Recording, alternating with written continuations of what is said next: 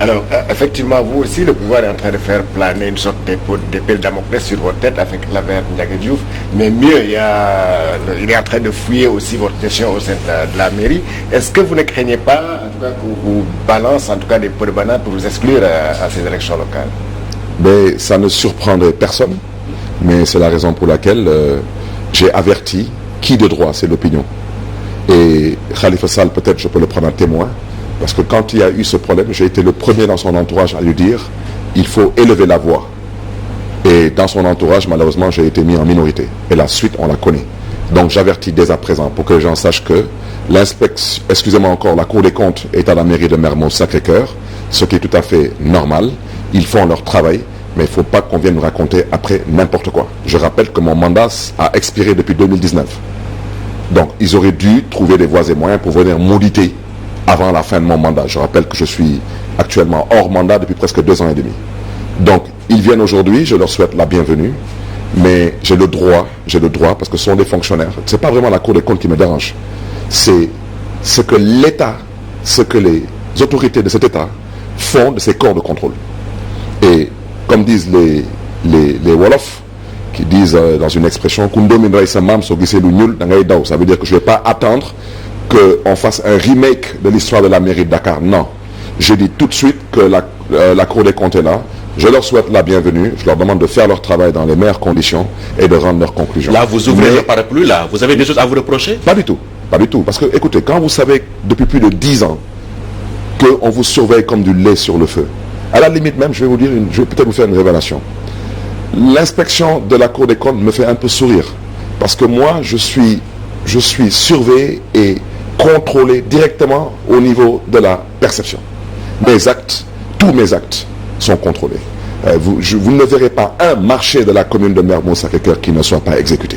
Je sais que je suis l'une des autorités de l'opposition la plus surveillée et c'est l'une des raisons pour lesquelles j'ai eu à demander à mon ami Ousmane Sonko de ne pas se présenter à la mairie de Ziguinchor pour garder toutes ses chances intactes de pouvoir être candidat à la présidentielle de 2024. Même si je sens actuellement une volonté manifeste de vouloir s'appuyer sur ce complot de cette histoire de Adji Sarr pour chercher à l'écarter. Et ça, personne ne l'acceptera. Parce qu'il y a des choses qui doivent cesser au Sénégal. Parce qu'aujourd'hui, quand je vois qu'il est interdit de sortir du territoire national, en tant que député du peuple, c'est une insulte à toute la nation sénégalaise. Alors Khalifa Sall, vous avez dit tout à l'heure que le gouvernement a sabordé pratiquement tous ces projets. Vous menez une opposition radicale contre le président Macky Sall. Pensez-vous pouvoir réussir là où Khalifa Sall a échoué tout simplement? Il a échoué où ça? Le fait de n'avoir pas eu l'opportunité ou l'occasion de mettre en œuvre ces projets. Non, je pense qu'au niveau de la ville, au contraire. Je pense que les Dakarois ont donné un satisfecit à M. Khalifa Sall.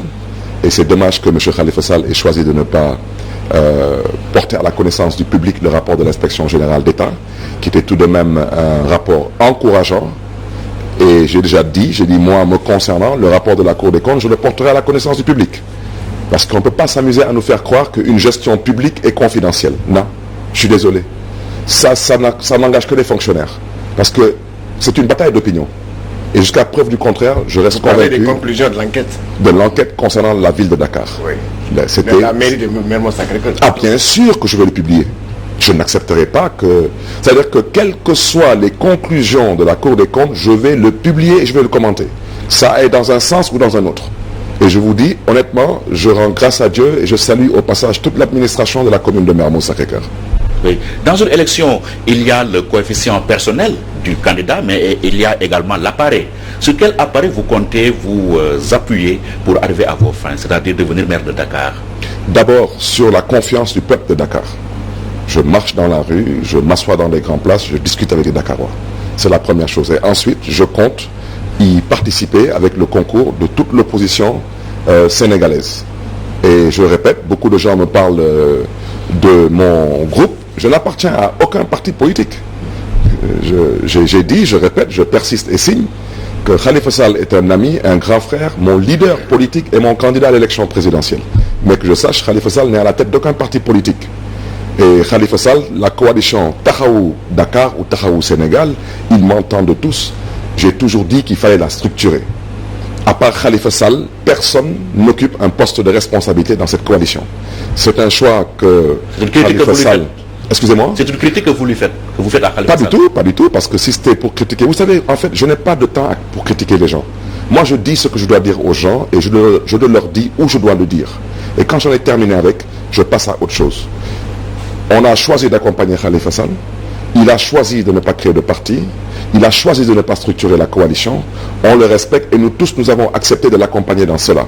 C'est pourquoi quand je vois des gens dire qu'il me faut l'aval de la coalition ou je ne sais pas de quoi, ou de qui, je souhaiterais rappeler aux uns et aux autres qu'on n'est pas dans une garderie d'enfants. On doit apprendre à se respecter et chacun sait ce qu'il représente. Donc chacun n'a qu'à faire ce qu'il a à faire et ce qu'il pense qu'il doit faire. Vous étiez, en fait, on vous sentait très proche du leader de PASTEF, Ousmane Sonko. Vous avez été très engagé aussi à ses côtés pendant les moments un peu chauds. Alors, est-ce que vous ne comptez pas, ou bien vous ne cachez pas ce jeu-là de pouvoir compter sur lui pour la conquête de la mairie de Dakar? Mais Georges, on est sur un plateau de télé, je peux vous dire, vous me connaissez, mais je peux me permettre de te dire, tu me connais.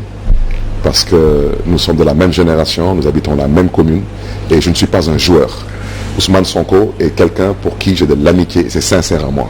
Vous savez, moi, quand j'aime quelqu'un, on n'a pas besoin de tourner autour du pot. Quand je ne supporte pas quelqu'un non plus, je ne fais aucun effort. C'est un garçon que je soutiens parce qu'on est de la même génération, et je suis vraiment admiratif de son courage, de son patriotisme et de sa sincérité. C'est ce que je retiens. Jusqu'à ce que je vois autre chose en Ousmane Sonko, et pour l'instant, ce n'est pas le cas. Et pour vous rendre la pièce de la monnaie, il va peut-être donner...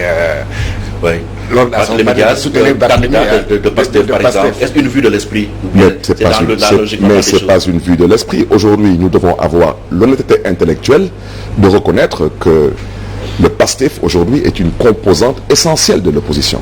C'est ça qui est la vérité. Et je vous ai dit que je compte, au-delà du peuple de Dakar, je compte m'allier avec l'opposition sénégalaise. C'est tout à fait normal, parce que je n'appartiens à aucun parti politique. Je n'ai même pas de récépissé de parti politique. Je n'en ai pas. C'est-à-dire qu'aujourd'hui, je suis obligé d'aller voir mon grand frère Moussa Tine, peut-être, ou bien aller voir quelqu'un d'autre qui pourrait éventuellement nous accompagner sur notre candidature. On n'a pas de récépissé, nous. C'est un choix que Khalifa Sall a fait. Je le respecte. Et je rappelle aussi au passage que c'est un choix que lui-même sait que ce n'est pas ma préférence. J'ai toujours souhaité à ce qu'il puisse organiser son appareil politique à travers un parti, parce que je considère que la politique, elle se fait dans un parti politique, ou dans une plateforme, ou une alliance. Vous tressez des lauriers à PASTEF et vous critiquez, même sans en donner l'air, Khalifa Sall. Êtes-vous en train de prendre vos distances avec Khalifa Sall? Mais, cher ami, ce que je viens de vous dire, vous croyez que c'est une critique ou c'est la vérité? Est-ce que vous pensez, je vous pose une question, depuis que le Sénégal est indépendant, vous connaissez un homme qui a réussi à accéder à la magistrature suprême en étant hors d'un parti politique? Si vous en connaissez, vous m'en citez. De Senghor au président Macky Sall. Même l'APR, ça reste tout de même une alliance. C'est un parti politique. Et Khalifa Sall m'entend. Khalifa Sall sait très bien, et je lui ai dit, mais il faut penser aux générations futures. Aujourd'hui, Khalifa Sall est notre leader. C'est notre candidat à l'élection présidentielle de 2024. Mais quand Khalifa Sall va décider de quitter la scène politique, nous, qu'est-ce qu'on va faire? Je vous pose une simple question. Vous êtes des journalistes, vous êtes des analystes. Moi, Barthélémy Diaz, vous pensez que j'ai un avenir politique ou pas? Alors moi, aujourd'hui, par devoir de loyauté, de fidélité à Khalifa Sall, parce que j'ai pris l'engagement de l'accompagner jusqu'au bout, parce que je considère que cet homme est un homme qui mérite d'être soutenu et accompagné. Mais quand Khalifa Sall aura décidé de quitter la politique, moi, Barthélémy Diaz, je fais quoi? Mais si j'étais aujourd'hui au PS ou dans un parti organisé, mais Khalifa Sall a milité au PS sous Senghor, Senghor est parti. Il a continué sous Abdou Diouf, Abdou Diouf est parti. Jusqu'à ce qu'il soit, soi-disant, entre guillemets, exclu du Parti socialiste, il a toujours été dans un appareil structuré pour pouvoir évoluer sur le plan politique.